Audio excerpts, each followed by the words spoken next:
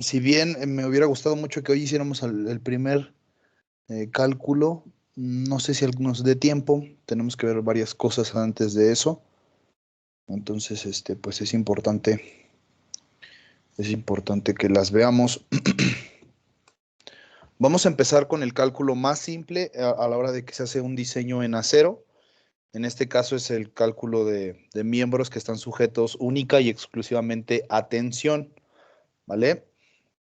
Puse aquí una introducción con varias cosas que son importantes mencionar antes de adentrarnos con el tema. Entonces, me voy a tomar la libertad de leerlo para aclarar algunas cosas. Fíjense bien. Ahora trataremos los elementos que están sujetos a tensión pura, pero ciertamente hablar de elementos que están solicitados a tensión pura es incorrecto, ¿vale? Dado que este tipo de esfuerzo difícilmente se presenta de este modo debido a una presencia de excentricidades naturales, ¿vale? Ustedes saben que para que se dé eh, un, una, un esfuerzo de tensión o un esfuerzo de compresión puro, la fuerza tiene que pasar exactamente por el centroide de la pieza. Y esto difícilmente se logra, y sobre todo cuando se está revisando algo que sea, por ejemplo, una conexión, es muy difícil hacer que toda la resultante del esfuerzo pase por el centroide de todos los pernos, por el centroide de toda la pieza, por el centroide de la conexión en general. Entonces, pues es de cierta forma incorrecto decir que estos miembros están sujetos a tensión pura. Sin embargo, eh, pues las excentricidades y los efectos de flexión que sufriría un miembro en tensión bajo estos criterios, pues son mínimos, entonces los podemos despreciar. Va a haber un momento en el que no se pueden despreciar y el miembro va a estar sujeto a algo que se va a llamar flexotensión, ¿vale? Eso lo veremos en algún otro momento, pero ahora estamos suponiendo que esos efectos de flexión eh, no se van a considerar y por ende vamos a diseñar únicamente a tensión. ¿Va que va? Entonces, para tales efectos de trabajo, deberá cumplirse que la carga axial por tensión estará posicionada en el centroide de la sección transversal del elemento, ¿vale? Como lo estábamos diciendo ahorita. Ahora fíjense, el trabajo bajo efectos de tensión axial en elementos de acero es el más simple y aunque ciertamente no sufre efectos de flexión durante la aplicación de la carga y por lo tanto tampoco sufrirá efectos de pandeo, es importante cuidar que la esbeltez de dichos elementos, es importante cuidar la esbeltez de dichos elementos por efectos de solicitaciones de servicio, tales como son las vibraciones excesivas, los efectos de vibración que pueden producirse debido a maquinaria, por el tránsito de vehículos y por la acción de vórtices ocasionados por el viento, y etcétera, ¿no? Aquí hay dos cosas importantes que mencionar y son las siguientes, fíjense. Vamos a hacer una pequeña aclaración.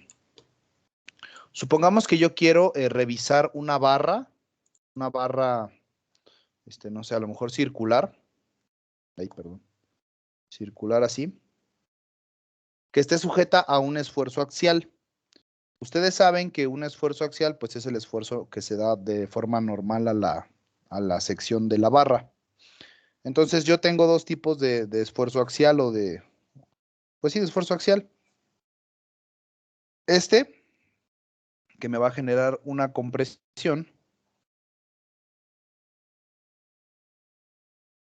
Uh-huh. Y este,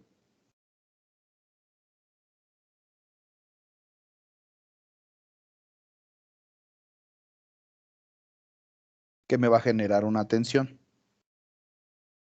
Uh-huh.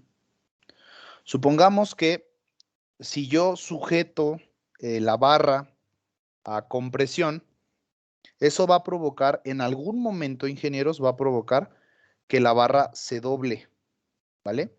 Que la barra haga esto. Uh-huh. Ese efecto ese efecto como de doblarse, se conoce como pandeo, ¿vale? El pandeo en secciones de acero es lo más común que vamos a encontrar en una forma de falla de secciones de acero. Es decir, las secciones de acero tienden a pandearse de una forma muy recurrente, ¿vale? Se pandean muy fácil. En el caso de las secciones que están sujetas a tensión, es cierto que no sufren el efecto de pandeo, es decir, como la carga va aplicada en sentido opuesto, pues no es necesario o no sufren estas condiciones de pandeo, ¿vale? Aquí no hay pandeo. Entonces, cuando nosotros estemos revisando el capítulo de compresión, es muy importante que nosotros entendamos bien cuándo una sección se va a pandear y cómo se va a pandear, ¿vale? En el caso de las secciones que están sujetas puramente a tensión, pues no van a sufrir este pandeo. Ahora, el pandeo se va a, se va a dar de forma más rápida o de una forma más simple si la sección es muy esbelta. ¿A qué me refiero con que si la sección es muy esbelta? Si yo, en este caso de esta barra, hago la relación del radio o el diámetro de esta barra con respecto de su longitud, ¿no? Si yo digo, pues el radio, perdón, el diámetro entre la longitud, eso me va a dar una esbeltez, ¿vale? Una esbeltez. Me lo pongo por acá. Esbeltez. Entonces va a haber elementos que son esbeltos. Al decir que son esbeltos, es decir que esta relación es muy alta, ¿vale? Es una relación muy alta. Es decir, el elemento es muy largo y a lo mejor muy delgado. Y al ser muy delgado y muy largo, tiende a pandearse con más facilidad que un elemento que a lo mejor es un poquito más ancho y un poquito más corto, ¿vale? Si yo le aplico una carga de compresión aquí, pues evidentemente pues no se va a pandear o se va a pandear de una forma casi nula, porque pues la relación de esbeltez es muy baja, ¿vale? Entonces, eso referente a la introducción que estamos viendo ahorita, en el caso de miembros que están sujetos a tensión, no van a sufrir este efecto de pandeo, ¿vale? Es importante que lo aclaremos de una vez. Ahora, si bien los miembros que están sujetos a tensión no van a sufrir un efecto de pandeo, sí es importante que nosotros consideremos el efecto de esbeltez debido a varias cosas. Primero, debido a vibraciones que se pueden provocar debido a pues efectos del tránsito, si es que estamos hablando de una estructura que está hecha de un puente o cosas de esas, pues el tránsito va a generar vibraciones en la estructura y ahí en el estudio de vibraciones es importante el efecto de esbeltez. Y también el viento, Inges, el viento. En el caso de acero, nosotros nos vamos a empezar a preocupar un buen por viento, ¿vale? Este, generalmente las estructuras más esbeltas están sometidas a efectos de viento más perjudiciales, es decir, las afecta más el viento, ¿vale? Entonces es importante que tengamos eso en cuenta, ¿vale? Tal vez en algún momento del curso, pues yo les enseñe a hacer algún diseño por viento, todavía no es seguro, pero puede ser que lo veamos para que vean que la esbeltez es muy importante a la hora de diseñar en acero y sobre todo diseñar con viento. Ahora fíjense, cuando se espere que el elemento estructural en estudio vaya a quedar sometido durante su vida útil a un número muy elevado de ciclos de carga y descarga, en el cálculo de su resistencia de diseño se tendrá en cuenta la posibilidad de una falla por fatiga, ¿vale? Por ejemplo, lo que les estaba platicando el otro día acerca de las grúas viajeras, estas estructuras que mueven los perfiles o masas muy grandes de un lugar a otro, están haciendo un ciclos de carga y descarga porque se están cargando y se están descargando constantemente. Entonces eso genera o puede propiciar una falla que se va a llamar falla por fatiga. Ya les enseñaré en algún momento cómo se calculan algunos parámetros para evitar la fatiga en estructuras de acero. Ya lo veremos más adelantito. Ahora sí, vamos a las consideraciones generales para diseñar estructuras que estén en tensión. Los elementos que se sujetan a efectos de tensión axial normalmente tienen un eje longitudinal recto, es decir, no son arcos, no están curveados, no son arcotechos ni nada de eso, siempre eje longitudinal recto. Y son de sección transversal constante. Para verificar los esfuerzos de tensión, la carga aplicada a estos elementos deberá estar posicionada en el centroide, como les estaba diciendo, para que con esto se produzcan esfuerzos que son paralelos a la fuerza, es decir, esfuerzos que van a salir paralelos a esta fuerza, y normales a la sección transversal, ¿vale? Estos esfuerzos de tensión se presentarán de manera uniforme. Aquí estamos viendo una barra que está siendo sujeta a un esfuerzo axial o a una fuerza axial que está posicionada exactamente en el centroide de la barra. En el momento en el que actúa esta fuerza, se produce un esfuerzo como este. Vean que el esfuerzo se está repartiendo de manera uniforme a lo largo de toda la pieza, ¿vale?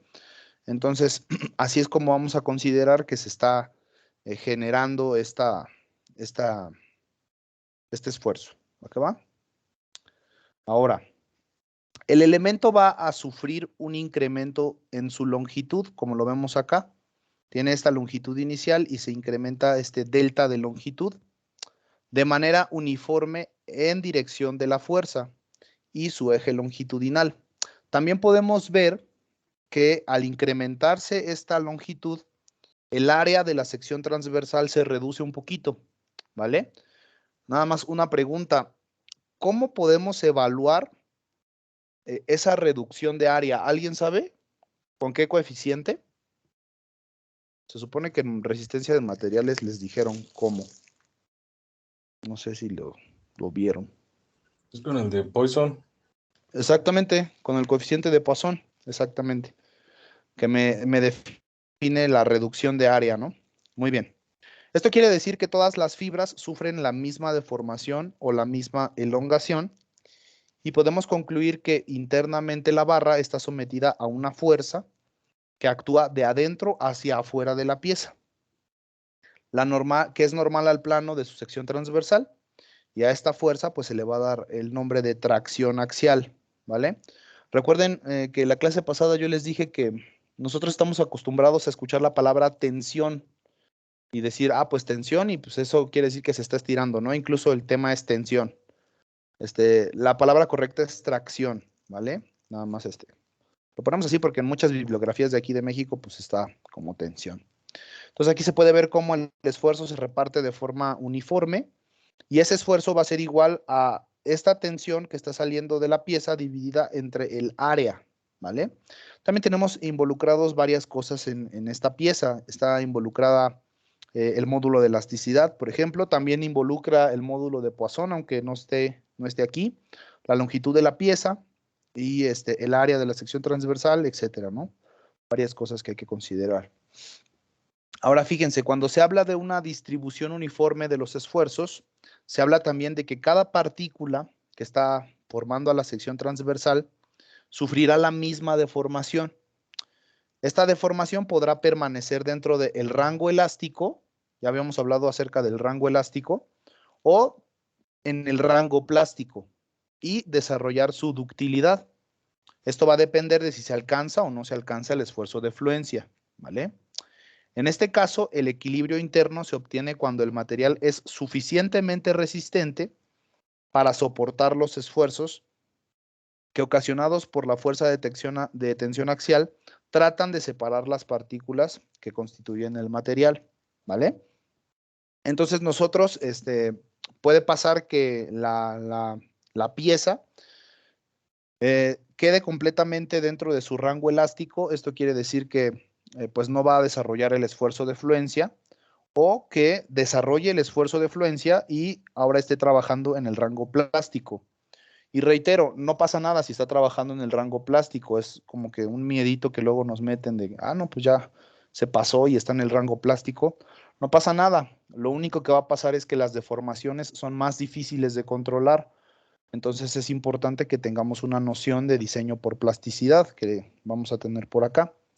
Ahora, un miembro en tensión es el elemento estructural más simple de un sistema estructural, por lo que es ideal tener una estructura en donde la mayor cantidad de elementos estén trabajando a tensión, ¿vale? Si tú vas a diseñar una armadura o vas a diseñar un sistema de piso, es interesante ver que puede haber columnas que estén trabajando completamente a tensión, es decir, que no se desarrollen esfuerzos de flexo-compresión, o en la misma armadura que la mayor parte de las piezas estén trabajando a tensión o que la mayor parte de las conexiones estén trabajando en tensión, porque es más fácil revisarlas, ¿vale?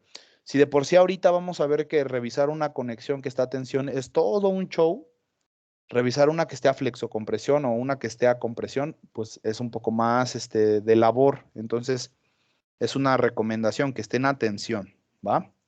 Su eficiencia se debe fundamentalmente a que toda la sección transversal está sujeta al mismo nivel de esfuerzos, ¿vale? Es decir, el esfuerzo es uniforme en toda la pieza y así pues el material se va a aprovechar de forma más óptima. Ajá. A que cuando los esfuerzos son irregulares, pues no sabemos muy bien cómo aprovechar el material porque hay que absorber esfuerzos muy grandes en ciertas zonas y hay otras zonas que se quedan, pues a lo mejor más desaprovechadas y pues no estamos aprovechando bien el material. Es eso nada más. Ahora, ¿cuál es el comportamiento de estas piezas? Al aplicar una fuerza de tensión axial a una barra prismática que es como esta, todos los puntos de la sección transversal quedan sujetos al mismo esfuerzo. Este es el esfuerzo que se da debido a la tensión, Inges. Es la fuerza que se está aplicando multiplicada por el área, ¿vale? Ese es el esfuerzo que está acá. Ahora, podemos ver acá que pues sufre una pequeña deformación delta y que el esfuerzo se está aquí, ¿por qué le puse multiplicando? Es dividiendo aquí, perdón. Y que el esfuerzo pues se está repartiendo a lo largo de toda el área, ¿no? Se está repartiendo en toda el área. Entonces, aquí es dividir, no multiplicar. Y aquí otra vez está. No, aquí sí está bien. Fíjense, al incrementar la fuerza T, el esfuerzo se incrementa de manera uniforme hasta alcanzar el valor del esfuerzo de fluencia, ¿vale? Recuerden que el esfuerzo de fluencia es el esfuerzo máximo al que puede estar sometido la pieza antes de que pase al rango plástico, ¿vale? Entonces, ese es el esfuerzo de fluencia, este que está acá. Momento a partir del cual las deformaciones van a quedar sin restricción debido a que se encuentra en el rango plástico del material.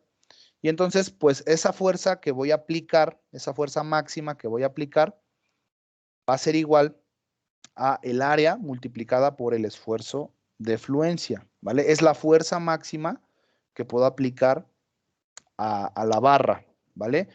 Una vez que yo supere esa fuerza, pues quiere decir que ya me encuentro en este rango en donde las deformaciones ya no son controlables y puedo tener problemas por deformación. Ajá. También podemos calcular el alargamiento elástico, este alargamiento que se está dando, multiplicando esa fuerza y por la longitud y dividiéndola entre el área por el módulo de elasticidad, ¿vale? Recuerden que esta pendiente de acá, esta pendiente que estamos viendo aquí, es este módulo de elasticidad, ¿vale? Que me relaciona las deformaciones con los esfuerzos y se puede calcular como la tangente de este ángulo o simplemente como el esfuerzo al que estemos midiendo dividido entre la deformación a la que se está midiendo, ¿vale? Así puedo calcular este delta, ¿no? Así, de esa forma.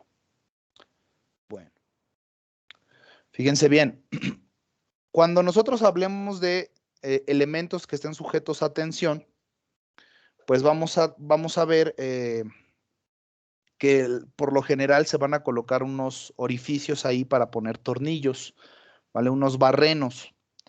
Esto no nos puede pasar así como de, pues ya puse los barrenos y ya no pasa nada, ¿no? Tenemos que considerar algo que se va a llamar concentración de esfuerzos. La concentración de esfuerzos se va a desarrollar en el perímetro del barreno debido a que está soportando la misma tensión, pero el área es menor en esta zona, ¿vale? Lo vamos a ver ahorita un poquito más adelante. Fíjense bien. Cuando existe un agujero por presencia de tornillos, existe discontinuidad en la distribución del esfuerzo. Esta discontinuidad va a provocar una concentración de esfuerzos en esta sección. Y es natural debido a que en este punto el área de la sección transversal es menor y recibe la misma cantidad de fuerza. Motivo por el cual el comportamiento en este caso va a ser diferente al de la barra que no tiene discontinuidades, ¿vale? Entonces en esta zona, justo en este punto, pues está quitando un pedazo de área de la sección transversal y por lo tanto aquí va a haber una concentración de esfuerzos.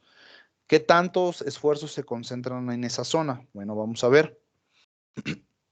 El esfuerzo máximo se va a presentar justo en la orilla del agujero y va a alcanzar un valor aproximadamente 3 veces el valor del esfuerzo promedio en la sección neta. Es decir, que si yo mido el esfuerzo en una parte en donde no haya un agujero, en comparación con este perímetro de acá, pues vamos a tener un incremento de esfuerzos del orden del triple prácticamente. En términos generales, en este punto la sección trabaja más rápido para alcanzar el esfuerzo de fluencia. Quiere decir que aquí en esta zona se van a desarrollar más rápido los esfuerzos y la sección va a tender a plastificarse de una forma más rápida. Así va a entrar al rango plástico y pues igualmente en esta zona es donde van a ocurrir la mayor de las veces las fracturas en las piezas. Ahora fíjense, aquí tengo esta gráfica y si yo aplico una fuerza en el rango elástico, sé que mi estructura o sé que mi barra se va a comportar solamente en esta línea, la 0,1, es decir, no va a rebasar el límite de elasticidad elástico, ¿vale? O el módulo de elasticidad elástico. Fíjense bien, dice, se aplica una fuerza T que va incrementando hasta que el esfuerzo máximo alcance el valor de Fy. La gráfica esfuerzo de formación queda representada por la recta 0,1. Es decir, si yo aplico aquí una fuerza que se mantenga en ese rango elástico, pues quiere decir que solamente voy a andar jugando en este rango. No me voy a pasar a deformaciones más grandes, ¿vale? Si yo aplico, fíjense bien, si yo aplico una fuerza que vaya incrementando y que vaya que se salga del rango elástico, ahora voy a andar en la 1,2, ¿vale? En la 1,2. Aquí va a haber una presencia de una deformación permanente, ¿vale? Ya va a haber una pequeña deformación en la sección. Es decir, cuando yo retire la fuerza, voy a darme cuenta de que esta placa ha sufrido una ligera deformación. Entonces ahí, para considerar estos efectos, ya no puedo considerar yo este módulo de elasticidad. Tengo que considerar un módulo que se va a llamar módulo de elasticidad parcial, ¿vale? O parcialmente elástico, ¿vale? No sé si en algún momento les enseñaron a corregir sus módulos de elasticidad. Casi no es necesario a la hora de estar haciendo los cálculos porque las variaciones son mínimas, pero de todas maneras es importante que lo sepan, ¿vale? Para que luego no se lleven ahí una sorpresa. Entonces, fíjense que al incrementar la fuerza T, esta fuerza que está acá, se va a alcanzar el esfuerzo de fluencia en otros puntos de la sección transversal, es decir, el esfuerzo de fluencia se va a alcanzar aquí en donde hay mayor concentración de esfuerzos y acá, pues en esta zona, pues no se va a alcanzar todavía el esfuerzo de fluencia, se va a alcanzar primero acá. Eso me va a dar un comportamiento, les digo, parcialmente elástico y las deformaciones van a seguir la curva 1,2. Ajá. Ojo, aquí todavía las deformaciones están restringidas, todavía no se pasa el límite de fluencia completamente en la sección, pero puede pasar que si yo sigo incrementando esta fuerza T, se va a alcanzar el esfuerzo de fluencia en donde se da la concentración de esfuerzos y en toda la sección. Eso quiere decir que me voy a pasar de la curva del punto 3 y ahora voy a tener un comportamiento totalmente plástico, ¿vale? Se va a plastificar la zona. Cuando se plastifica la zona es porque está ocurriendo esto. La fuerza que está plastificando la zona va a ser igual al área neta multiplicada por el esfuerzo de fluencia, ¿vale? Entonces, supongamos que yo tengo un esfuerzo de fluencia de 4200, por poner un ejemplo, y tengo un área neta de 2 centímetros cuadrados. Si multiplico 4200 por 2, esa va a ser una fuerza que yo le voy a aplicar para que se sobrepase el estado elástico y entremos en el rango plástico del material, ¿vale? Eso va a provocar una falla, ¿vale? Una falla en el material. Esa falla se va a llamar falla por plastificación. Ajá, se va a plastificar el material. Y ahora dicen aquí, va a haber una falla. Pues sí va a haber una falla, pero reitero, no importa si se sobrepasa del rango plástico o si se sobrepasa al rango plástico, siempre y cuando podamos controlar estas deformaciones. Vamos a ver, fíjense. La eficiencia con la que trabaja una barra sujeta a un sistema de cargas va a depender de la distribución de esfuerzos en esta sección.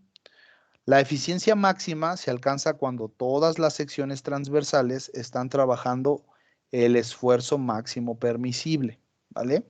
Es decir, nosotros no vamos a diseñar estructuras que nada más que quieran cargar 5 kilitos y tengamos unas estructuras gigantescas, ¿verdad? Porque son completamente ineficientes, no sirven. Tienen que estar justo en el esfuerzo máximo permisible, no menos. Entonces no se espanten por el hecho de que vayamos a tener que diseñar hasta los esfuerzos máximos, porque es cuando se alcanzan las eficiencias más grandes. Esta situación solo se presenta en las barras prismáticas que están sujetas en tensión axial. Ahora vamos a hablar de los principales modos de falla de los miembros en tensión. Ojo, Inges, aquí cuando ustedes tienen que diseñar algo que esté sujeto a tensión, ya sea una barra o ya sea a lo mejor un cable, un atiesador, lo que sea, tienen que revisar estos 4 parámetros, ¿vale? Específicamente el 3 y el 4 solamente se van a revisar para conexiones que sean de tipo aplastamiento. Las vamos a ver ahorita. Obviamente, si van a diseñar una barra o van a diseñar un cable, pues no van a revisarle bloque de cortante o aplastamiento, porque pues no se va a dar. Pero el flujo plástico y la fractura, pues sí se va a dar. Entonces es importante que pues las estemos revisando. Dado que los miembros a tensión son los más simples, pues solo van a presentar estas cuatro revisiones o estas 4 tipos de fallas. Y la primera se va a llamar flujo plástico. Esa del flujo plástico la vamos a encontrar en el capítulo D del manual IMCA, quinta edición. Entonces, vámonos para allá, porque les voy a empezar a enseñar en dónde está todo el show. Entonces, nos vamos a el manual IMCA, que ustedes ya lo tienen por ahí.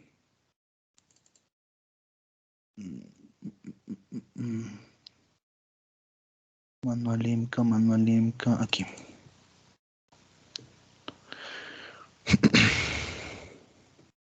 Ok, estoy en el manual IMCA. Fíjense que el manual IMCA pertenece al Instituto Mexicano de la Construcción en Acero, ¿vale? Manual de Construcción en Acero, eso significa manual IMCA. Y también vamos a revisar las especificaciones de la ISC, que son las normas americanas, ¿vale? Entonces, esas también las tienen ustedes en el grupo. Ahí ábranlas. Son estas de aquí. Especificación para construcciones de acero de la ISC, la norma más actualizada, o con la que yo trabajo, que es la del 2016.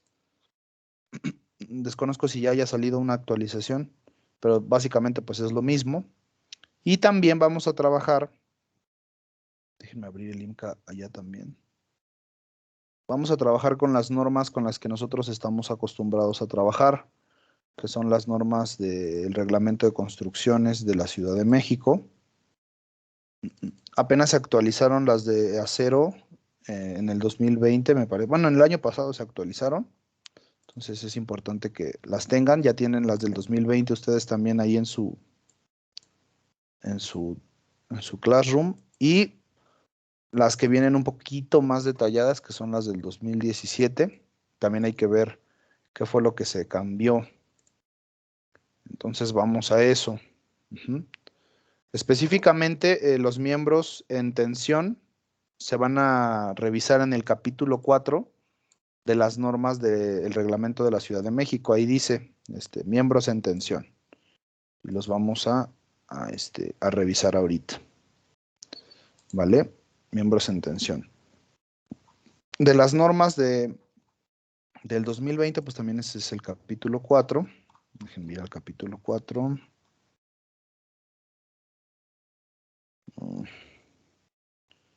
Capítulo 4, 4, 4. ¿Dónde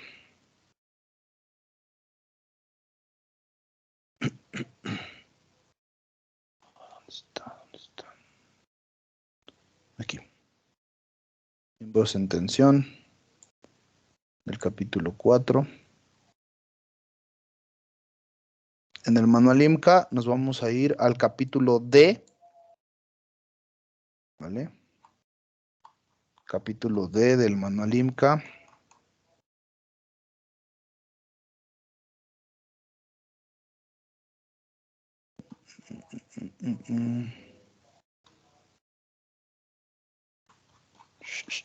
Aquí está.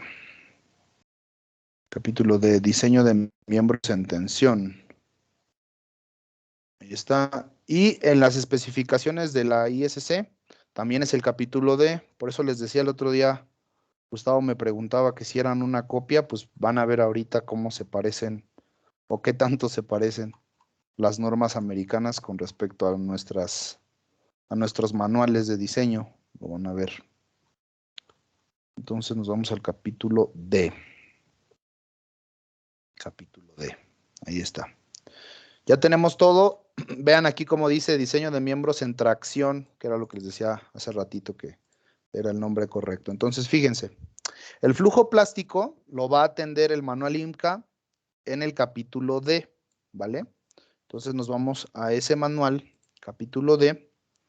Y lo primero que nos dice en el manual IMCA son los límites de esbeltez y dice, no hay límite máximo de esbeltez en miembros sujetos a tensión, ¿vale?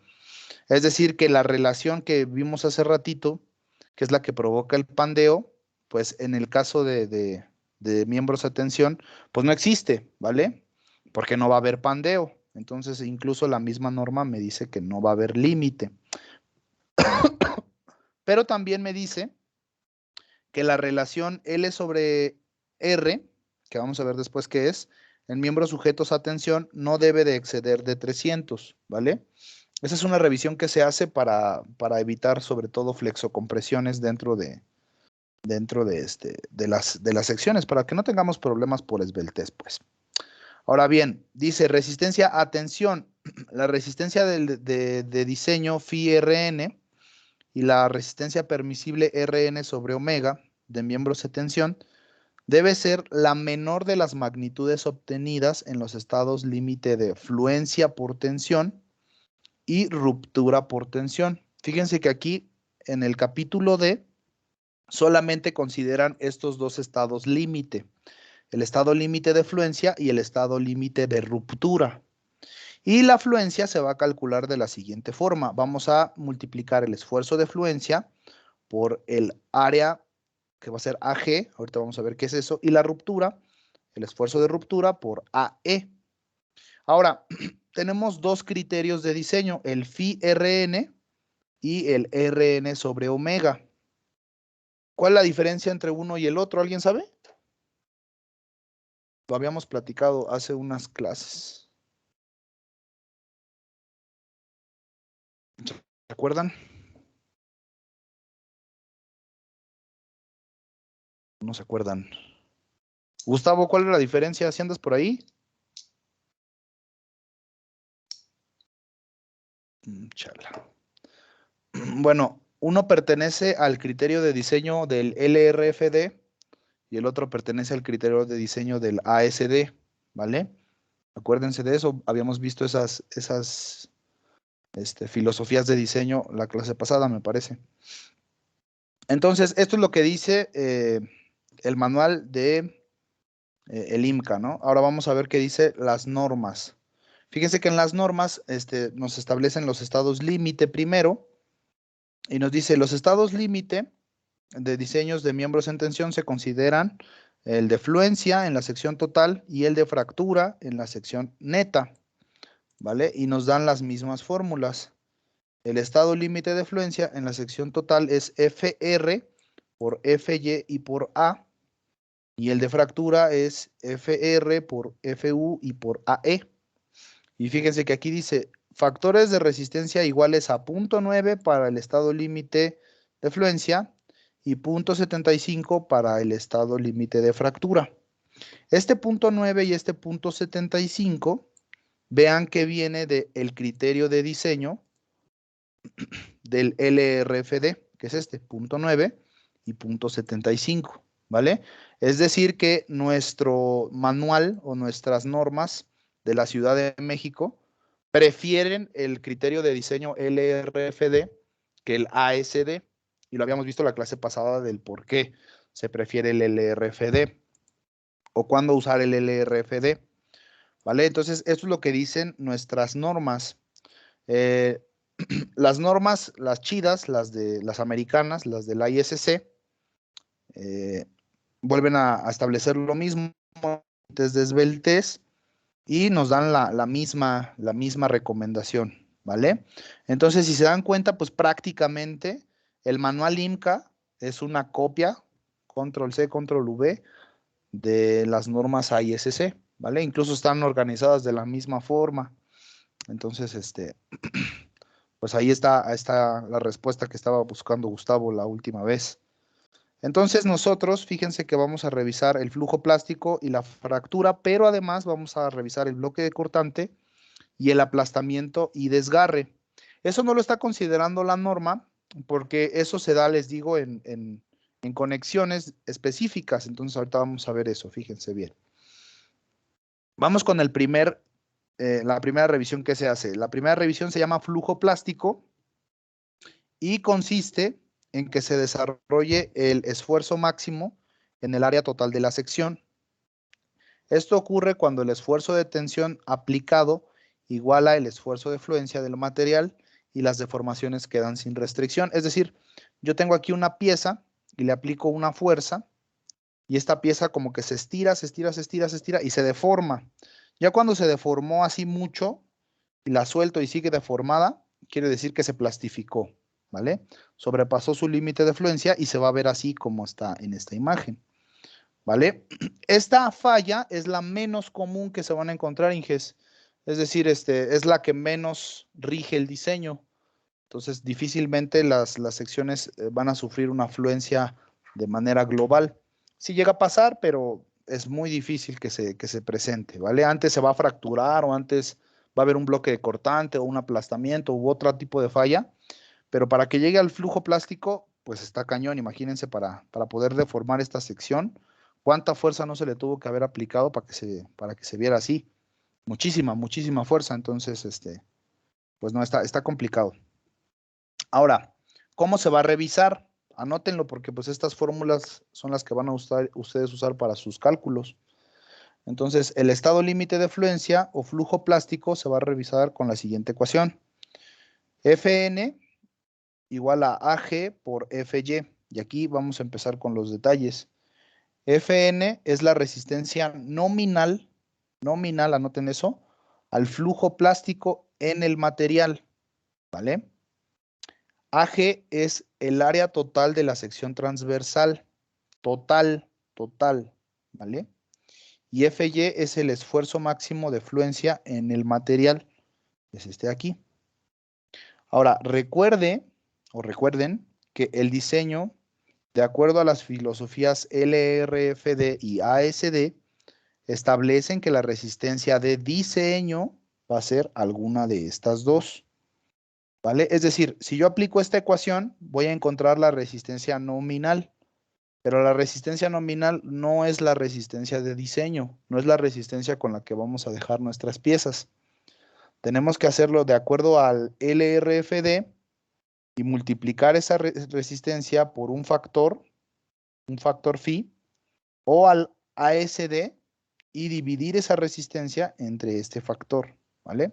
Cualquiera de las dos es correcta de acuerdo a lo que habíamos visto la clase pasada, a cómo se considera un criterio o el otro, ¿vale? Entonces, así es como se revisa el flujo plástico.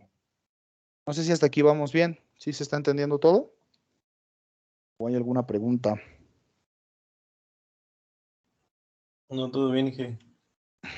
Bien, bien, bien. Entonces, ese es el primer criterio de diseño que vamos a hacer. Flujo plástico. Vamos con el siguiente. Fractura en la sección neta. Fíjense que aquí, pues ya ocurrió una primera tragedia, ¿no? Estamos revisando una sección que está unida o conectada con pernos, así como se ve acá. Y resulta que debido a la fuerza que se está ejerciendo acá, fuerza de tensión, esta sección se arranca, se rompe. Miren, ahí se rompió. Entonces, a esa fractura, pues la vamos a llamar fractura en la sección neta, y se presenta en conexiones de los elementos que trabajan a tensión. En este caso, el esfuerzo de fluencia es alcanzado más rápido debido a que el área en la sección transversal en ese punto es menor. Ojo, también puede pasar, Inges, no necesariamente que se presente en una conexión que esté atornillada, sino también en una que esté soldada. Y la fractura se va a presentar pues exactamente en donde está la soldadura, ¿vale? Ya sea debido a que se excedió la resistencia de la soldadura o a que no se hizo un trabajo adecuado en la soldadura. Y pues ahí es donde se van a presentar mayor concentración de esfuerzos por la unión de los dos materiales y donde se va a presentar pues esta fractura, ¿ok? Entonces aquí nosotros podemos ver en esta zona, aquí en este dibujito, que el área se redujo, es decir, si yo hubiera visto esta área, hubiera visto como una proyección de una L, que está así, pero dado que se está haciendo una perforación aquí, pues esta área, el área que ocupa la perforación, pues ya no existe. Entonces, no existe esta área de aquí, pues les digo, se presenta una concentración de esfuerzos y es más susceptible la sección a fracturarse. Eso es lo que está pasando.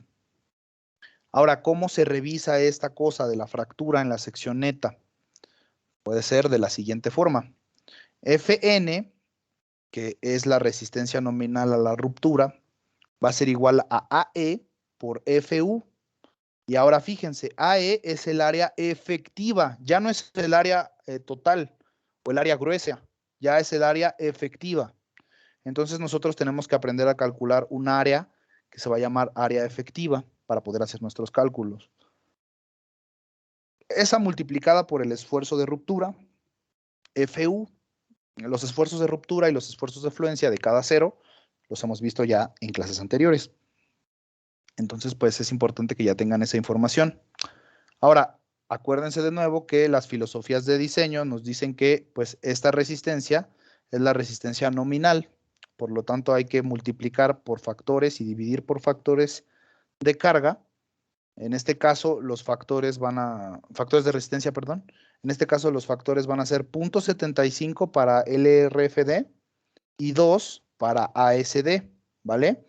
Hace ratito eran 0.9 y 1.67, entonces estos factores cambian de acuerdo a si se va a revisar la ruptura o si se va a revisar la fluencia, ¿vale? Entonces, anótenlo para que no se les olvide. Ahora vamos con uno bien interesante.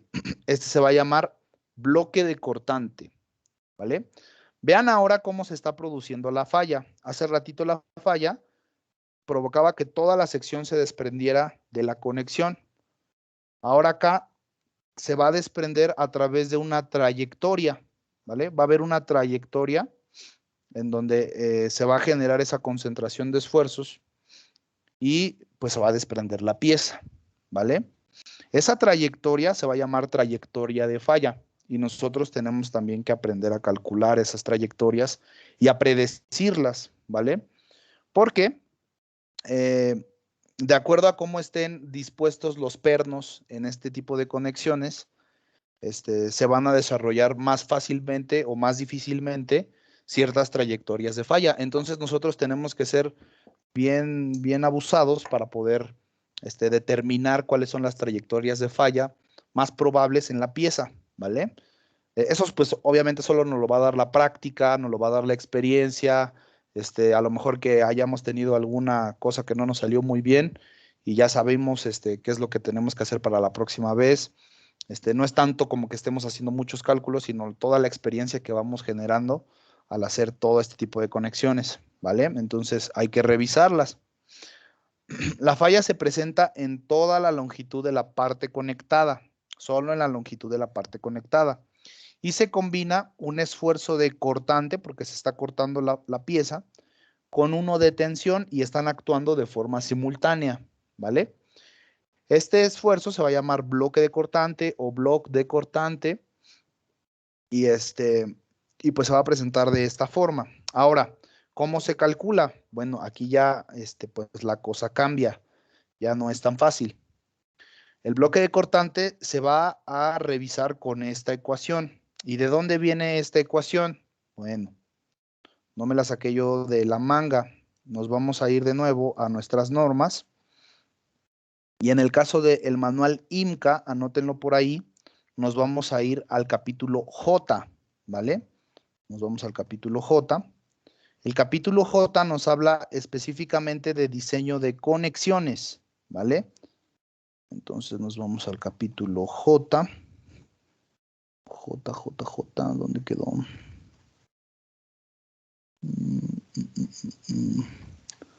Capítulo J.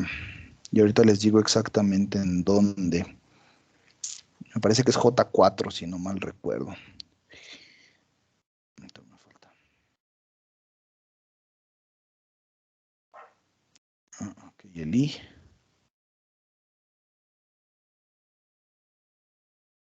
Este es el I. Y vamos al J.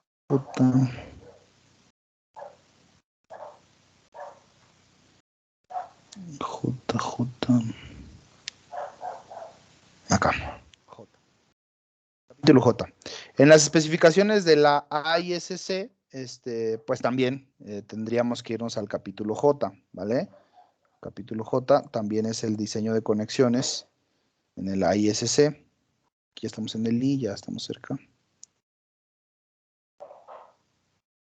Y pues vamos a hacer una pequeña comparativa con estas dos normas. Diseño de conexiones en el capítulo J. Recuerden que este es AISC y este es el manual IMCA. También diseño de conexiones. Si nosotros nos vamos a las normas de acero, pues va a estar como que en chino que encontremos ese tipo de consideraciones. Según yo, pues deberían de mencionarse acá en los apartados. Vean que estamos en miembros en tensión, miembros en compresión, miembros en flexión, miembros en cortante. Tal vez aquí. Campo diagonal, atizadores, ángulos, HSS, miembros bajo cargas combinadas, flexocompresión, no, compuestos. Acá, conexiones. El capítulo 10 habla acerca de conexiones y por acá debe de venir aplastamiento y desgarre o bloque de compresión. Solamente que pues acá en el caso de las normas de la Ciudad de México, pues va a estar como más difícil que podamos encontrarlas. Yo la verdad para diseñar y en la industria, tal cual, eh, muy difícilmente le damos un vistazo, en cuestión de acero, le damos un vistazo a las normas de la Ciudad de México. Son bastante escasas, no sé, algunas veces hasta tienen errores las ecuaciones, entonces como que no se hicieron con mucho cuidado y difícilmente pues se ven por ahí. Ahí si ustedes quieren echarse un clavado a estas, a estas normas. Miren, aquí está. Tensión y cortante combinados en conexiones por aplastamiento. Es el 10.3.10. Vámonos hasta allá. 10.3.10. Esas son las que nos van a regular ese diseño. Vamos a ver qué nos dice la norma de la Ciudad de México con respecto a este tipo de conexiones. 10.3, por acá estaba. 10.4, 10.3.13, punto 11, punto 8.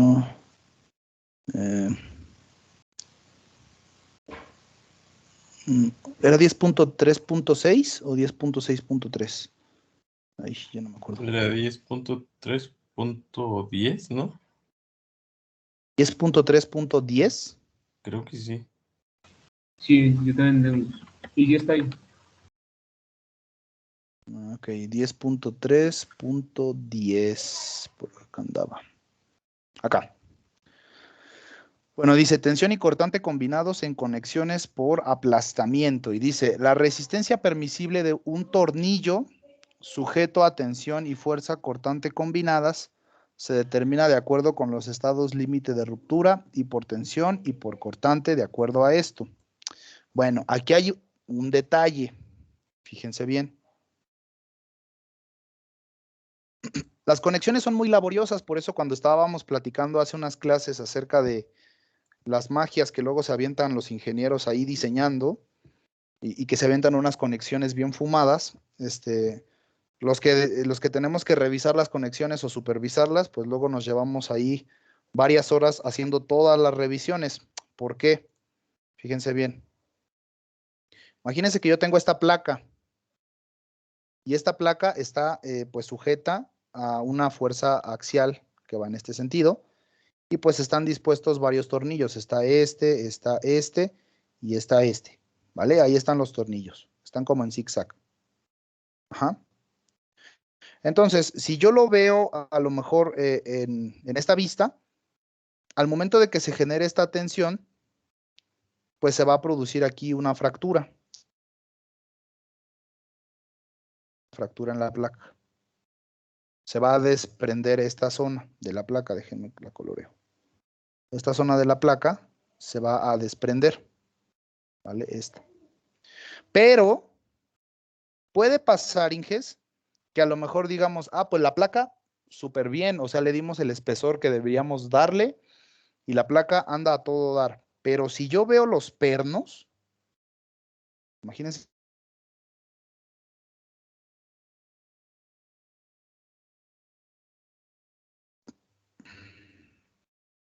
Aquí están los pernos y las dos placas. La placa de conexión y la otra placa, ¿no? Entonces le generamos una tensión y le generamos una tensión. Y lo que se rompen son los pernos, ¿vale? No la placa, los pernos. Entonces, cuando hacemos una conexión, no solo hay que revisar el hecho de que la placa pueda fallar, sino que también hay que revisar el hecho de que los pernos puedan fallar, ¿vale? Ya no nada más son 4 revisiones, son como 15 revisiones las que hay que hacerle a una conexión, ¿vale? Entonces, si no sabes hacer ese tipo de cosas, ¿qué garantiza que los pernos que estás poniendo aquí son los correctos? ¿Qué tal si no le pasa nada a la placa y los pernos se rompen?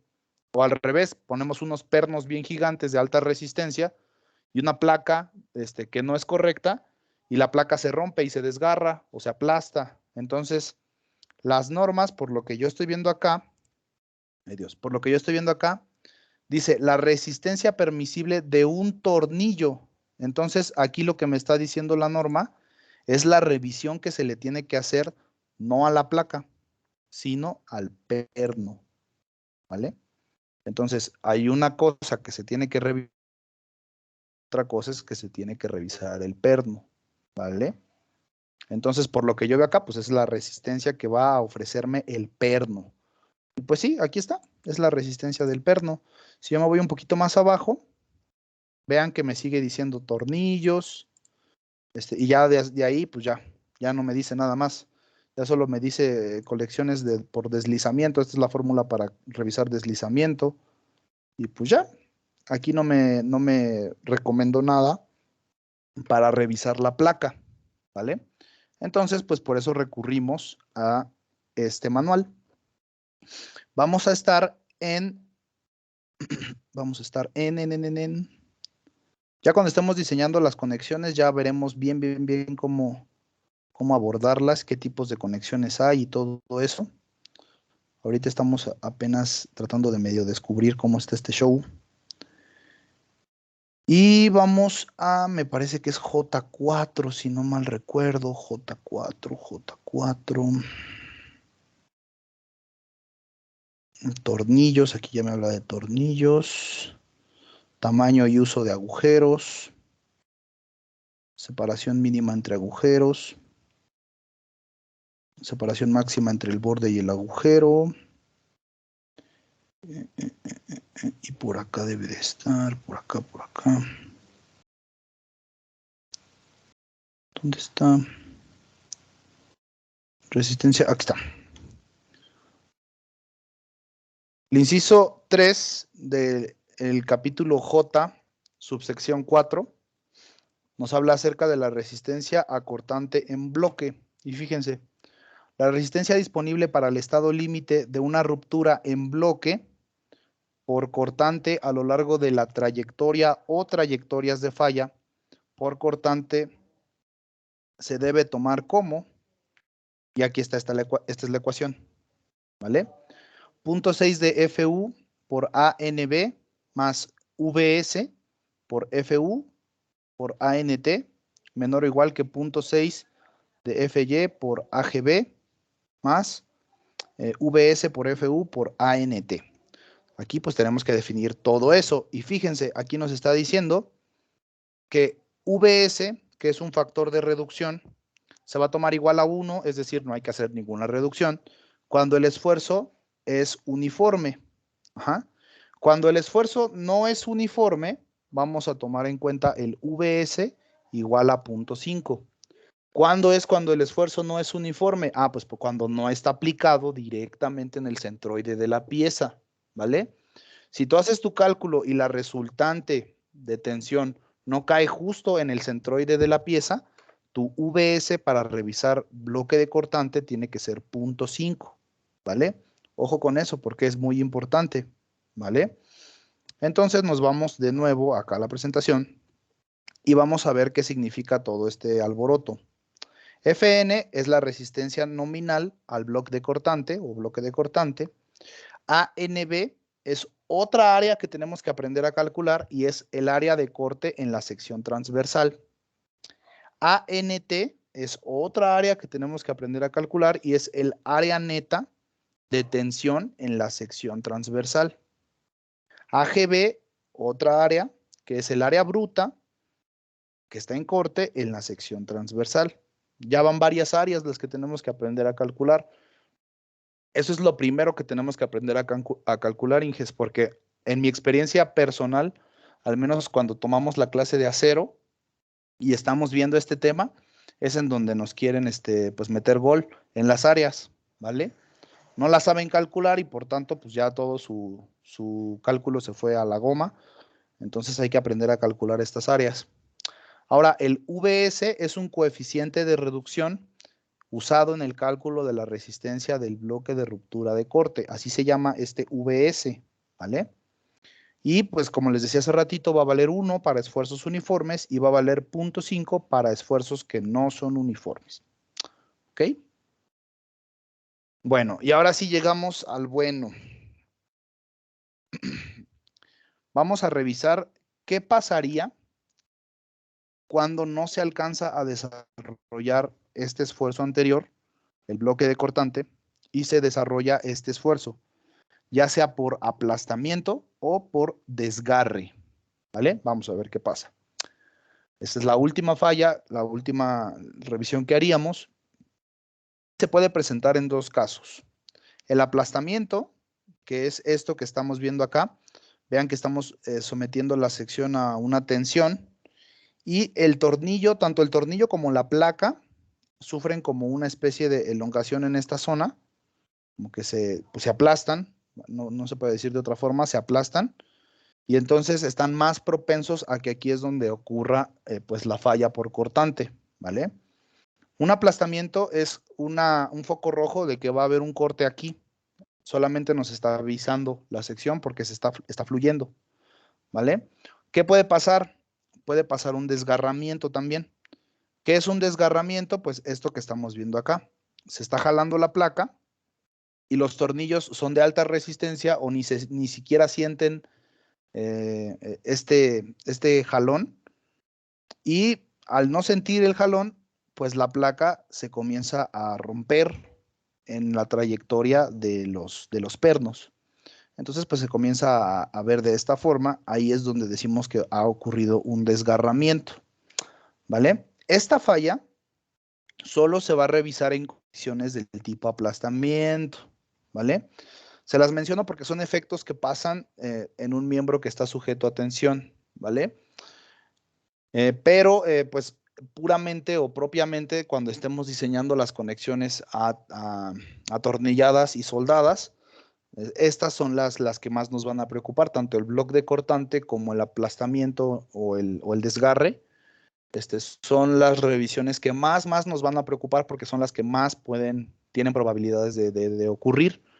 Entonces hay que tener en cuenta eso. Ahora fíjense, ahí la norma, cuando hablamos de esto, déjenme ponerlo por acá, es un poquito antes del cortante, un poquitito antes del cortante, aquí está. Dice, resistencia al aplastamiento en agujeros de tornillos. La resistencia al aplastamiento disponible, que es esta de acá, en agujeros, se determinará por el estado límite de aplastamiento de acuerdo a lo siguiente. Punto 75 como factor para el LRFD y 2 para el ASD. Y vamos a tener estas cosas. Fíjense bien, aquí como que es un poquito confusa la norma o confuso el manual, porque no nos está diciendo qué es lo que va a pasar en cuestión de los agujeros.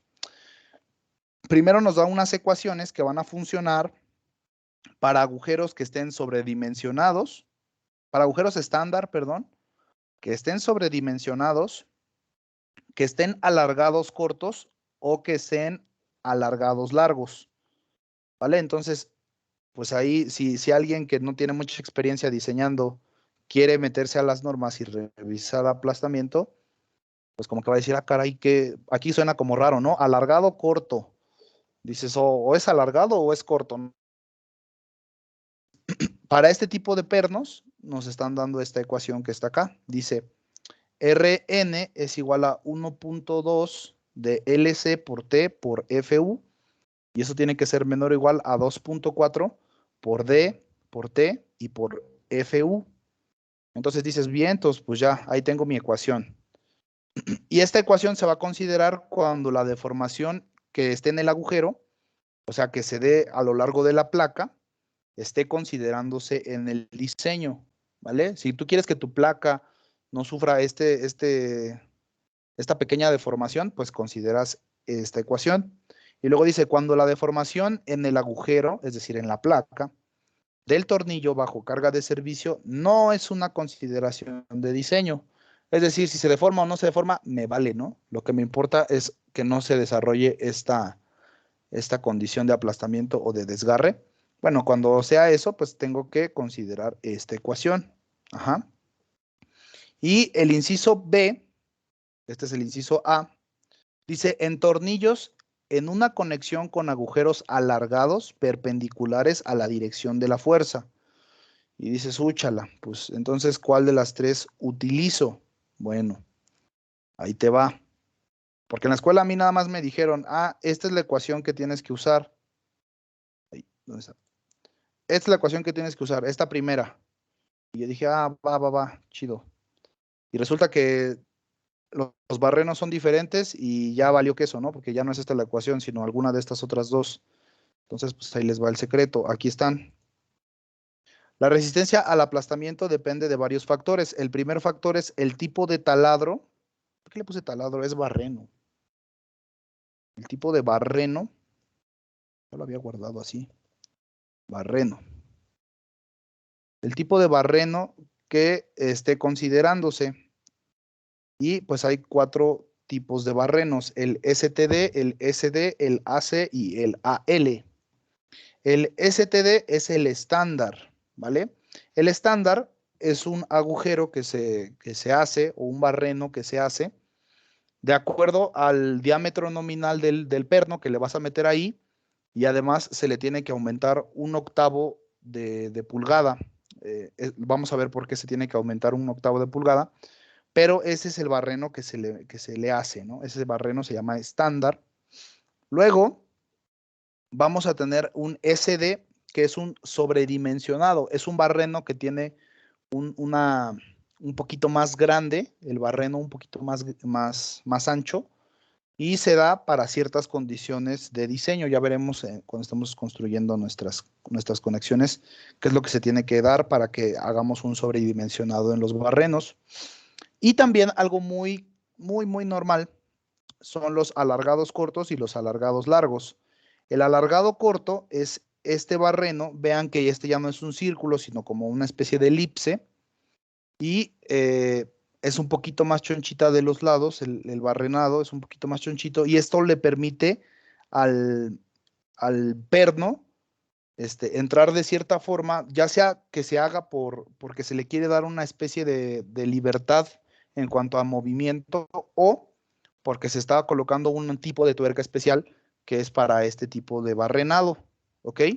Y en el barrenado largo, pues es lo mismo. Aquí sí se pretende completamente que el tornillo tenga una especie pues de jugueteo aquí, ¿vale? Eso no implica que no esté bien apretado o que no tenga la suficiente fuerza de agarre aquí en esta zona, pero pues sí le da una cierta movilidad al perno.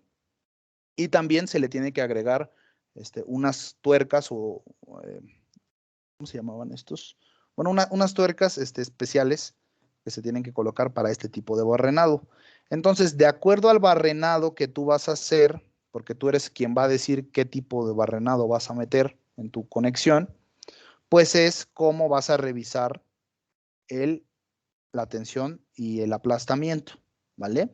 Fíjense que el inciso A me habla acerca de agujeros estándar, agujeros que estén sobredimensionados, alargados cortos o alargados largos, pero que esos alargamientos sean paralelos a la dirección de la fuerza, ¿vale? ¿Qué quiere decir esto?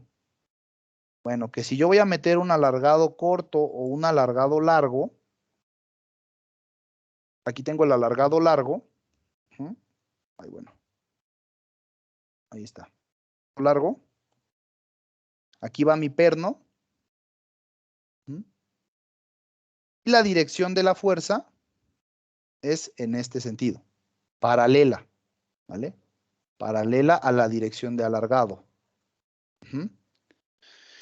Entonces, cuando pase eso, yo voy a utilizar ya sea la primera ecuación o la segunda ecuación si quiero que se dé la deformación en la placa o que no se dé la deformación en la placa. En tornillos con una conexión en donde los alargamientos ya no son paralelos, sino que son perpendiculares, como en este caso de aquí, no es cierto.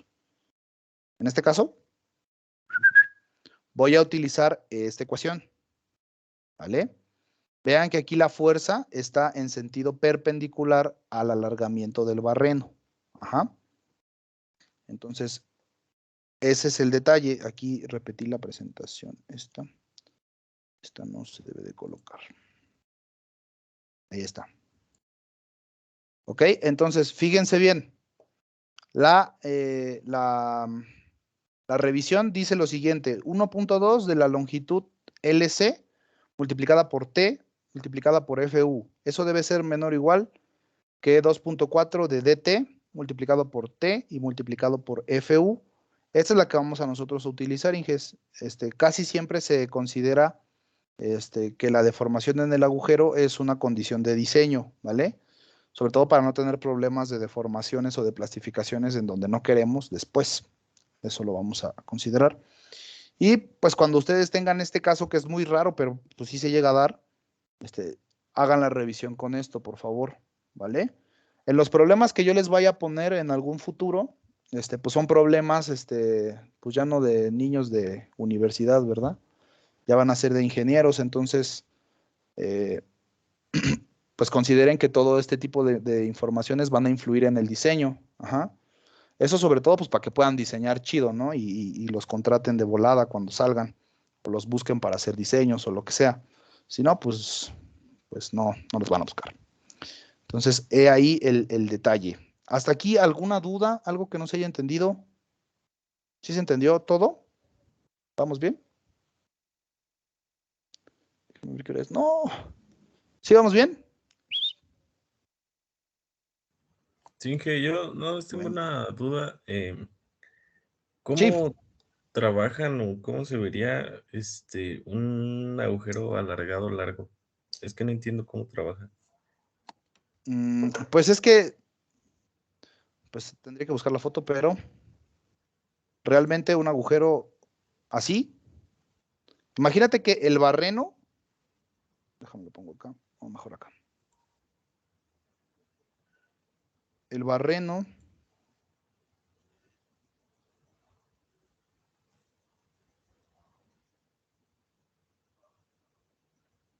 tiene esta forma, o sea, el tornillo tiene este cachito de forma, ¿no? O sea, tiene ese diámetro que está ahí. Se le deja esta longitud para que, suponiendo que es una grúa viajera, porque las grúas viajeras son la salvación de estos cursos, que es una grúa viajera y acá hay otra conexión como esta, ¿vale? Una conexión idéntica a esta. Imagínate que aquí sufre un jalón hacia acá. Se jala esto para acá, entonces esta cosa que está aquí, se jala para atrás y el barreno ahora queda de este lado, ¿vale? Es decir, le da una cierta movilidad a las conexiones. ¿Para qué le da esa movilidad a las conexiones, Pablo? Para evitar la fatiga, ¿vale? Imagínate un tornillo, tú tienes en tu mano un tornillo con unas pinzas, ¿no? Un par de pinzas en cada mano lo tienes. Entonces, haz las pinzas así como si estuvieras haciendo un movimiento cíclico hacia arriba y hacia abajo, hacia arriba y hacia abajo, ¿no? Entonces tienes tu tornillo aquí y tienes unas pinzas agarradas así y otras pinzas agarradas así. Y como que tratas de hacer hacia arriba y hacia abajo, hacia arriba y hacia abajo, hacia arriba y hacia abajo.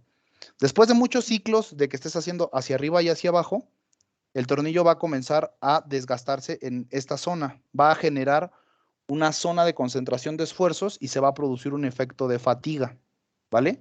Al producirse ese efecto de fatiga, lo más probable es que o que tengas que cambiar pernos constantemente o que se rompan los pernos. Entonces, para evitar estos efectos de fatiga, se colocan este tipo de conexiones con más movilidad para los pernos y así la que se mueve es esta plaquita y el perno queda fijo. Sigue teniendo la misma fuerza de agarre, pero el perno es el que se queda fijo y la plaquita, si yo le doy un tirón para acá, la plaquita se mueve para acá y el perno queda aquí. Si yo le doy un tirón para acá y el perno queda aquí. Es decir, yo no le estoy produciendo ningún efecto de fatiga al perno. Tal vez lo que tendría yo que considerar es la conexión que hay entre esta placa que está aquí, la placa que está ahí, el perno y la otra placa que esté abajo, ¿vale? Estas placas se van a mover una para acá y la otra para acá, pero le van a dar más movilidad al perno, no lo tienen ahí agarrado por completo, le dan esa movilidad y no le generan fatiga, ¿vale? Entonces, en ese tipo de cargas y descargas con fatiga es donde se pueden dar este tipo de conexiones pues por alargamiento largo o alargamiento corto, ¿vale? Eso depende del tipo de diseño cuando estemos revisando la fatiga. Es algo que vamos a revisar, sin duda. Entonces, pues es una muy buena pregunta. No sé si quedó claro más o menos cómo se trabajan. Sí, ya quedó. Va. Entonces, sobre todo para evitar darle sobreesfuerzos a los pernos, es que se hacen este tipo de perforaciones. O para darle más movilidad, no importa el objetivo. Finalmente, ustedes se ponen esos límites, ¿no? De movimiento. Ahora vamos a ver cuáles son las partes que integran a estas ecuaciones que están acá. La primera es una S, que es la distancia paralela a la carga aplicada entre los centros de los agujeros, cualquier tipo de agujeros, perpendiculares a la línea de fuerza. es decir, la separación que hay entre cada barreno, ¿no? Esa la vamos a llamar S. FU es la capacidad de atención especificada que va a tener la placa, no los tornillos, la placa, estamos revisando la placa. T es el espesor del material, está conectado en centímetros, perdón. LC es la distancia libre en la dirección de la fuerza entre el borde del agujero y el borde del agujero adyacente. Lo vamos a ver por acá. LC es esta distancia que hay aquí, ¿vale? Desde el borde hasta en donde inicia nuestro barreno. Y desde donde termina ese barreno hasta donde inicia el otro barreno. Esa distancia se llama LC y está incluida en la fuerza, en la ecuación que está acá, ¿vale? T es el espesor del material conectado, el espesor de la placa. Ahí lo hemos visto. Y D es el diámetro nominal del tornillo. Esta D es esta DT, que está en nuestra ecuación. Solamente que aquí solo le puse D, no le puse DT. Ahora, si se dan cuenta, la revisión se llama aplastamiento y desgarre y les estoy platicando de dos situaciones que pueden pasar, aplastamiento o desgarramiento, ¿vale? Pero las ecuaciones pues solo son solo es una ecuación, entonces, ¿cuál me sirve para aplastamiento y cuál me sirve para desgarre? Cabe aclarar que si se presenta el aplastamiento, no se va a presentar el desgarre y viceversa, si se presenta el desgarre, no se va a presentar el aplastamiento. Ahora, si yo me voy a mi manual IMCA, ya no me dice más, ya no me dice pues cuál uso para desgarre y cuál uso por aplastamiento. Ahí pues te lo deja a tu criterio para que tú le entiendas más o menos cómo se va a dar la falla. Y si no, pues para que le preguntes a tu profe, para que le preguntes a quien sea, ¿no? Entonces, si tú no tienes a quién preguntarle, recuerda que el manual IMCA es una copia o algo de las especificaciones del AISC. Entonces, si yo me voy al AISC, que es donde está lo mero bueno, lo original, pues ahí seguramente me van a decir cuál es cuál. Entonces yo me voy de nuevo, estábamos en el inciso J3, me parece, una cosa de esas. Entonces me voy al J3, J3.9, aquí está, no, ¿dónde está? J3,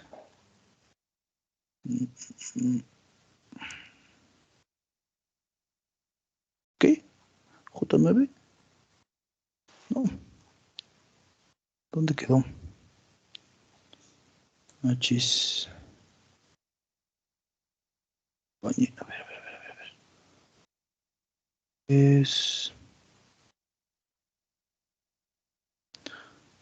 A ver, es J2.4. J2.5.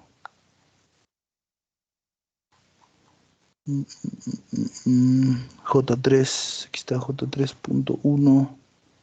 J3 pernos y partes roscadas. Esto es lo que vamos a revisar. Y vamos a J3. J3, 5. Espaciamiento. Resistencia de tracción. No. Aquí está. Combinación de tracción en conexiones tipo aplastamiento.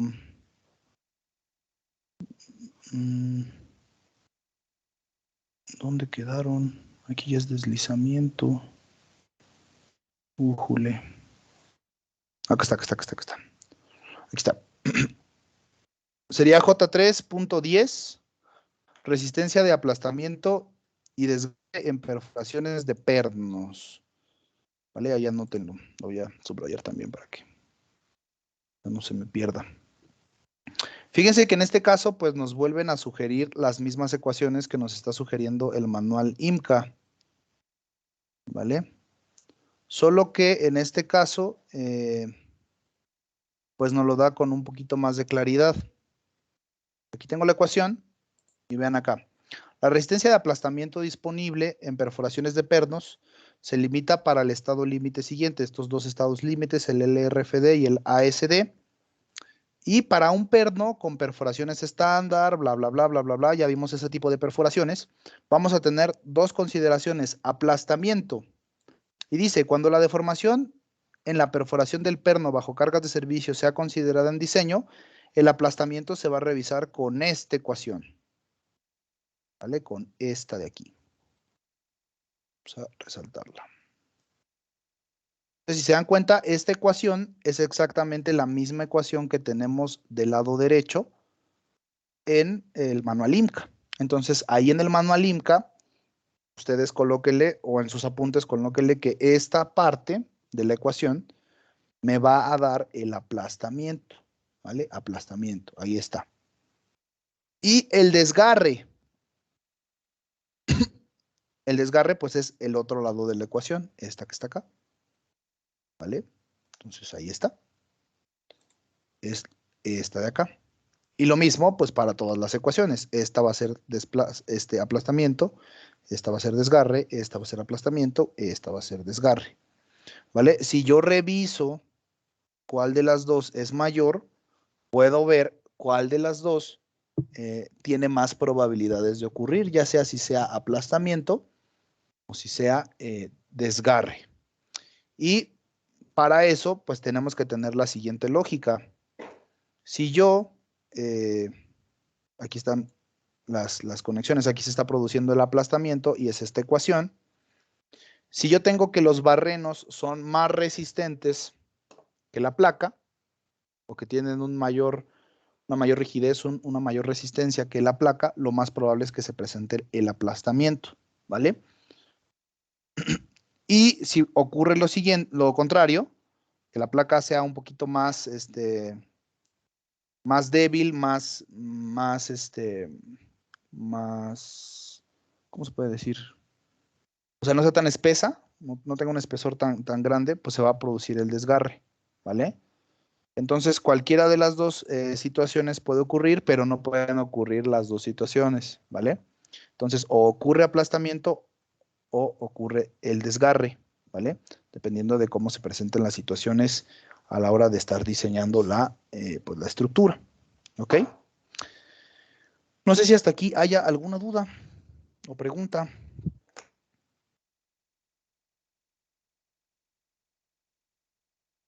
¿No? Bueno, pues les voy a dejar un ejercicio. Ya casi no estamos terminando la clase, pero les voy a dejar un pequeño ejercicio. A ver qué tal les va.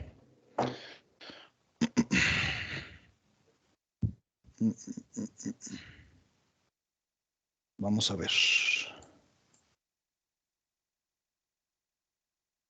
Bueno, la próxima clase vamos a hablar acerca de las áreas. Como ustedes lo habrán notado en la información anterior, pues necesitamos definir cuáles son las áreas esas que vamos a ocupar para nuestras revisiones.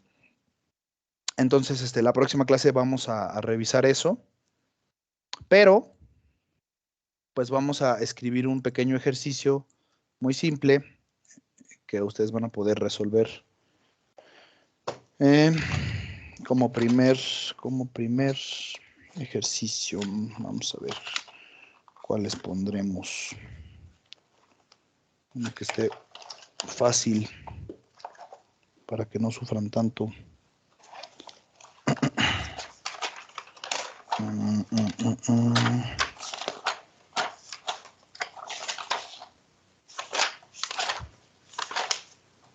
Acá. A ver. Tengo que platicarles un poquito antes. Algo rápido. Ya vamos a acabar, ¿eh? Seleccionar una barra de acero ASTM.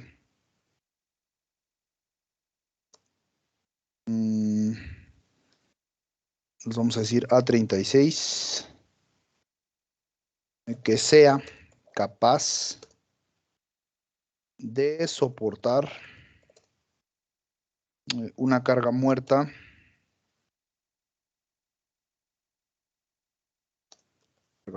igual a 20 toneladas y una carga viva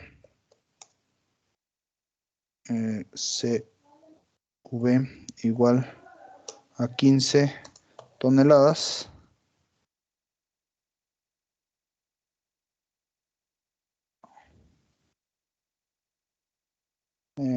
¿Y cuál será?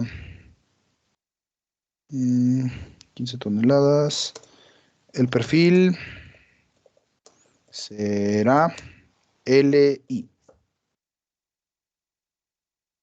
Ok, entonces imagínense que yo tengo por acá una placa que está aquí, completamente empotrada. Esta placa va a ser de A36 y aquí va a haber una fuerza T, que va a ser la combinación de fuerzas de esta carga muerta con esta carga viva. Y ustedes me tienen que decir qué perfil pondrían aquí de acero A36 para que soporte estas cargas pues combinadas, ¿vale? Necesito que me digan qué perfil sería por LRFD y qué perfil sería por ASD y cuál me conviene más, ¿vale? Si me conviene más revisarla por LRFD o me conviene más revisarla por ASD, ¿cuál de las dos? Y luego dice aquí, el perfil será LI. ¿Dónde puedo ver el perfil LI? Bueno, me voy a mi manual IMCA. El manual IMCA se divide en 3 partes. La que estamos viendo ahorita es la segunda parte. La primera parte son puros perfiles, ¿vale? Puros perfiles. Aquí está. Ajá. Y los primeros perfiles son perfiles LI, que tienen esta forma. Ujú. Entonces, acá, lo que ustedes tienen que encontrar al realizar este ejercicio, pues es el área del perfil, ¿no? ¿Qué área necesito? ¿Qué área transversal necesito? Y pues aquí, ya cuando tengan el área que van a necesitar para ese perfil en centímetros cuadrados, obviamente, pues la buscan aquí y me dicen, ah, pues ¿sabes qué? Vamos a necesitar un perfil de 1 a 1/4 por 1/8. Ah, pues perfecto, ahí está. Ajá. Eso es lo que necesito que hagan para la próxima clase, ¿sí? Todos me van a decir qué perfil escogieron y de acuerdo a qué pues, criterio de diseño van a ocupar, si el LRFD o el ASD. Recuérdenlo, fíjense bien. ¿Qué era lo que tenían que hacer para escoger entre LRFD o ASD? Por acá lo pusimos. No les he mandado la diapositiva porque hoy estuve pues actualizándola, entonces aquí está, miren. ¿Cuándo uso ASD y cuándo uso LRFD? Bueno, dice, vamos a presentar si se usa LRFD o ASD. Tenemos que hacer una relación entre la carga viva y la carga muerta y pues de acuerdo a esa relación escogemos o el ASD o el LRFD, ¿vale? ¿Qué es lo que tendrían ustedes que revisar única y exclusivamente para esta placa? Esta placa pues no tiene agujeros, entonces no se va a romper, ¿estamos de acuerdo? No va a haber ruptura, ni va a haber bloque, ni va a haber aplastamiento, ni nada. Solo va a haber fluencia, ¿vale? Solo va a haber fluencia. Y la fluencia, hace ratito dijimos que se calculaba de una forma muy sencilla aplicando esta ecuación de aquí. La fluencia es igual a AG por FY, ¿vale? El área de la pieza multiplicada por el esfuerzo de fluencia del acero, ¿vale?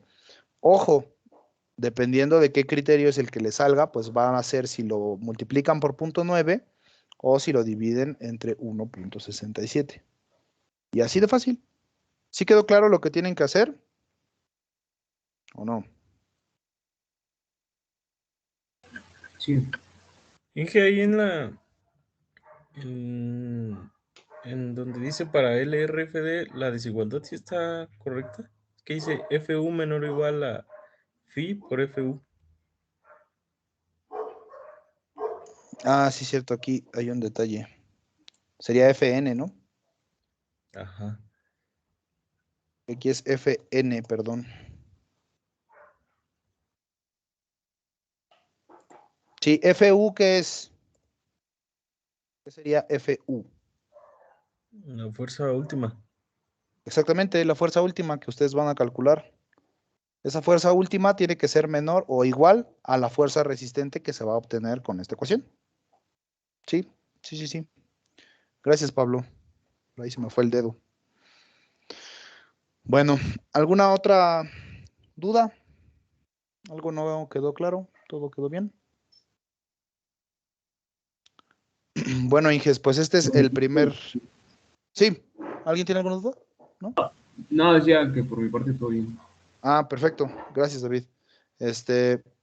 Bueno, Inges, pues este es el primer paso para que puedan empezar a diseñar en acero. Vamos a ver modelos tridimensionales, vamos a ver cómo se hacen modelos en STAAD, cómo se hacen modelos en, a lo mejor SAP también podríamos llegar a ver, y cómo diseñar, ¿vale? Entonces, este es el primer paso, una plaquita. Se las pido, por favor, que todos la calculen. Y pues si no hay ninguna duda, nos estamos viendo por acá el jueves. ¿Va que va? Ya tienen los manuales ahí en sus carpetas de Classroom, entonces cualquier duda, pues me pueden ahí mandar un mensaje. Estas diapositivas se las mando hoy, ahorita ya voy a empezar a exportarlas. No se las había mandado porque pues les digo que estaba hoy actualizando la presentación para esta clase, pero ya quedó. Entonces, pues muchas gracias, Inges, muchas gracias por conectarse. Nos estamos viendo por acá el día lunes en análisis.